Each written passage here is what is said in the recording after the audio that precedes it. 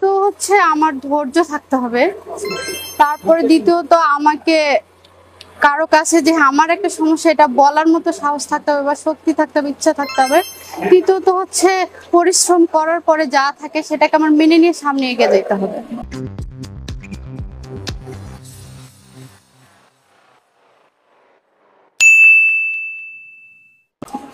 ওয়ালাইকুম আসসালাম। কি নাম আপনার? আমার নাম স্মৃতির নাহার বিথি। কোন পদে সুপারিশ করছেন? আমি কৃষি ক্যাডারের সুপারিশ প্রাপ্ত আপনার হয়েছি। বিশ্ববিদ্যালয় কোনটা ছিল? বাংলাদেশ কৃষি বিশ্ববিদ্যালয়। নতুন যারা প্রস্তুতি নিবে আপনি জেনারেল ক্যাডারে দিয়েছেন না বুথ ক্যাডারে? আমি বুথ ক্যাডারে। টেকনিক্যাল ক্যাডার না বুথ ক্যাডার? আমি বুথ ক্যাডারে বুথ পরীক্ষা ক্যাডার দিয়েছি। থেকে আপনি টেকনিক্যাল ক্যাডার পেয়েছেন। সেক্ষেত্রে নতুন যারা প্রস্তুতি নিবে তারা কিভাবে প্রস্তুতি নিলে আসলে তাদের প্রস্তুতিটা সহজ হয়? আসলে সত্যি কথা বলতে আমাদের আগে যে বিসিএস এর একটা ট্রেন্ড ছিল সেটা 45তম বিসিএস লিখিত থেকে অনেকটা চেঞ্জ হয়ে গেছে। আমি বলবো যে অবশ্যই সতর্ক থেকে সব চোখ কান খোলা রেখে পড়াশোনা করতে হবে, আর অবশ্যই একটা গাইডলাইন থাকতে হবে। কারণ আমরা অনেক সময় দেখা যায় কি 4-5 দিন পড়াশোনা করার পর মনে হয় যে না আর পড়তে পারতেছি না। সেক্ষেত্রে দেখা যায় যে হয় যদি ভালো গ্রুপ নর্মালি আমরা পাই না অনেক কারণেই, তখন যদি আমি একটা কোনো প্রতিষ্ঠানে যুক্ত থাকি তখন আমার আসলে একটা রেগুলারিটি থাকে। সেক্ষেত্রে আমার মনে হয় এরকম একটা একটা ভালো গাইডলাইন যেখান থেকে পাবো আমরা সেখানে থেকে নিয়মিতভাবে পড়াশোনা করতে হবে। জন্য কি কোনো কোচিং এ যুক্ত ছিলেন? হ্যাঁ, আমি প্রথমে বিশেষ প্রিলিটা আমার মেনলি ওরাকল বিশেষে অনেক ভালোভাবে আমি নিতে পারছিলাম, অনেকটা হেল্প করছে। আর আমার দেখা গেছে বিশ্ববিদ্যালয়ে আমি অনেক বড় আপু আমার হচ্ছে ব্যাচমেট জুনিয়রকে পাইছি যাদের সাথে আমি পড়াশোনা করতাম। আর লিখিতর ক্ষেত্রে আমার মনে হয় যেহেতু হাতের স্পিড একটা বড় ব্যাপার, এক্ষেত্রে অবশ্যই কোনো না কোনো কোচিং এ আমার মনে হয় যুক্ত থাকা উচিত। আর এক্ষেত্রে দেখা গেছে যে আমার বিশেষ কনফিডেন্স অনেক বেশি হেল্প করেছে, আমি অনেক বেশি কৃতজ্ঞ এখানে।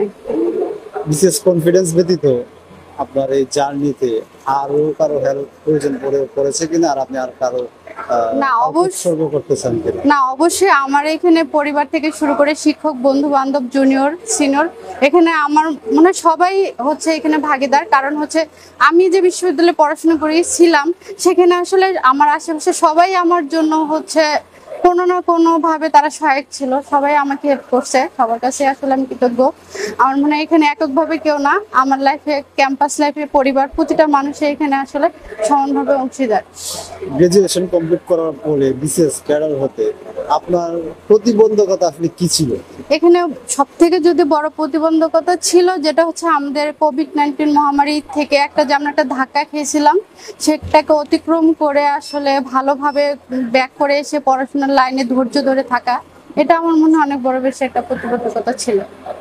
সবচেয়ে কোন বইটা বিসিএস ক্যাডার হওয়ার জন্য কার্যকরী ভূমিকা পালন করেছিল? আসলে একটা বই বলতে দেখা গেছে আমার পড়াশোনাটা একটু বিভিন্নভাবে ছিল, কিছু বই পড়ছি, আমার কিছু ফ্রেন্ড সার্কেল ছিল যারা আমাকে হেল্প করছে, পেপার পত্রিকা, আমার মনে হয় বিভিন্ন সোর্স থেকে আসলে আমি পড়ার চেষ্টা করছি। তাহলে আমার মনে হয় ভালো হয় যে এত কোনো বই না থেকে, কারণ একটা বই তো সব ইনফরমেশন ঠিকভাবে থাকে না।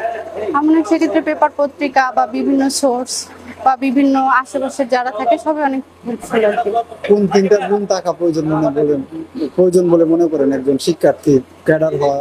প্রথমত হচ্ছে আমার ধৈর্য থাকতে হবে, তারপরে দ্বিতীয়ত আমাকে কারো কাছে যে আমার একটা সমস্যা এটা বলার মতো সাহস থাকতে হবে বা শক্তি থাকতে হবে, ইচ্ছা থাকতে হবে। তৃতীয়ত হচ্ছে পরিশ্রম করার পরে যা থাকে সেটাকে আমার মেনে নিয়ে সামনে এগিয়ে যেতে হবে। ম্যাডাম, আপনার কাছে ধন্যবাদ। ধন্যবাদ।